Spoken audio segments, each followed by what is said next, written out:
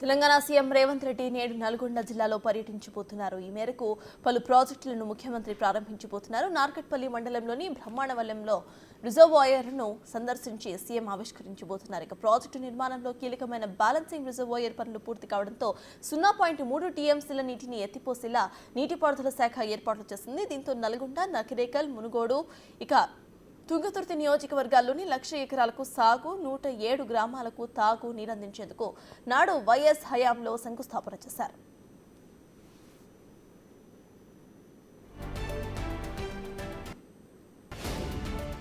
అలానే తెలంగాణ రాష్ట్ర విద్యుత్ అవసరాలు తీర్చేందుకు కీలకమైన యాదాద్రి విద్యుత్ కేంద్రాన్ని సీఎం ప్రారంభించబోతున్నారు. విద్యుత్ కేంద్రాన్ని జాతికి అంకితం చేయబోతున్నారు.